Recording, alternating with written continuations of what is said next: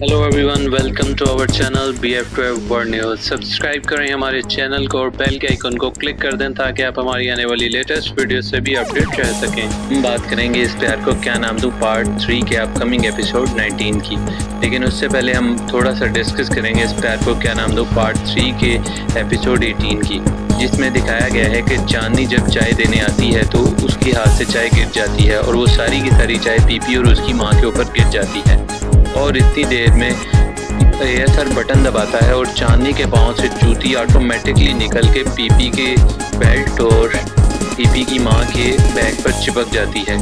अब थोड़ा सोचने की बात है, इसको हम डिस्कस करते हैं कि क्या अगर उस बेल्ट में मैग्नेट था या उस पर्स में मैग्नेट था जो कि एएसआर ने पहले से लगा दिया हो, अगर हम ये इमेजिन कर लें, कैसे इत्तेफाक की बात है कि वो बाकी लोहे की जितनी चीज़ें हैं उनको अपनी तरफ नहीं खींच रहे। जैसे ही एएसआर बटन दबाता है वो सिर्फ पीपी की बेल्ट और पीपी की माँ के बैग के साथ चांदनी की जूती चिपक जाती है। उसके अलावा वो मैग्नेट काम ही नहीं करते, जैसा कि स्पेसिफिक चीज़ों के लिए ही बनाया गया हो। खैर, हो भी सकता है जितनी टेक्नोलॉजी ने तरक्की कर ली है ऐसा मुमकिन हो। उसके बाद पीपी की माँ चांदनी को कहती है कि तुम पागल हो क्या, ऐसी कोई हरकत करता है। इतनी देर में एएसआर चांदनी को कहता है कि चांदनी, मैंने तुम्हें कहा था ना कि मैं एक चाल दो बार नहीं चलता। ये कहकर एएसआर वहाँ से चला जाता है। दूसरी तरफ चांदनी की माँ चांदनी को समझाती है कि मैंने सब कुछ संभाल लिया है, अब जाके तुम पीपी से माफ़ी मांग लो। और चांदनी वहाँ से ये कहकर चली जाती है कि हाँ, मैं उसे मना लूँगी। और जैसे ही वो वहाँ पर जाती है, एएसआर का नौकर पीपी की मालिश कर रहा होता है ऑयल से, और इतनी देर में चांदनी वहाँ आ जाती है। पीपी को कहती है कि मुझसे गलती हो गई, प्लीज़ मुझे माफ़ कर दीजिए।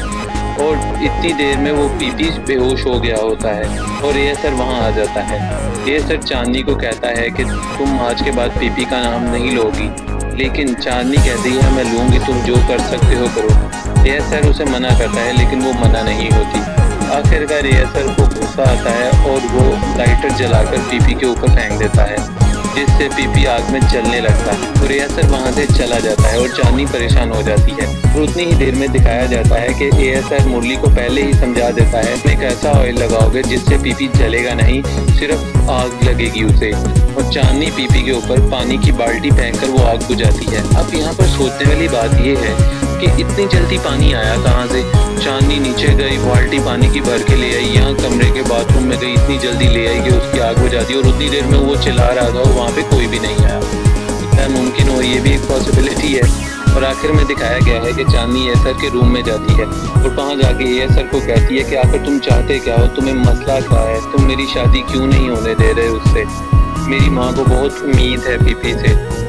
इस तरह की वो काफ़ी ज़्यादा बातें करती है और वहाँ से जाने लगती है, जिस पर एएसआर उसका नाम पुकारता है।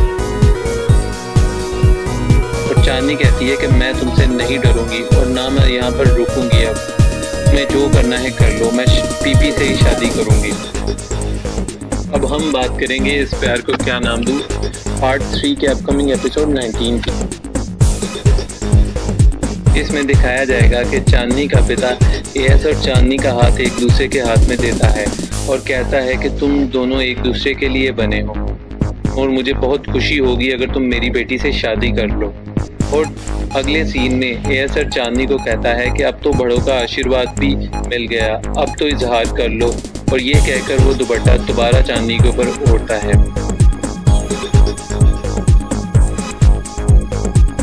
अब कुछ सवाल, अगर आप भी इस वीडियो का हिस्सा बनना चाहते हैं तो काइंडली कमेंट और लाइक से हमें बताएं कि एएसआर ऐसा क्या करेगा कि सब उसके और चांदनी के रिश्ते के लिए राज़ी हो जाएंगे। अगर आप ऐसी मज़ीद मज़ेदार न्यूज़ को जानना चाहते हैं तो सब्सक्राइब करें हमारे चैनल को। Thanks for watching.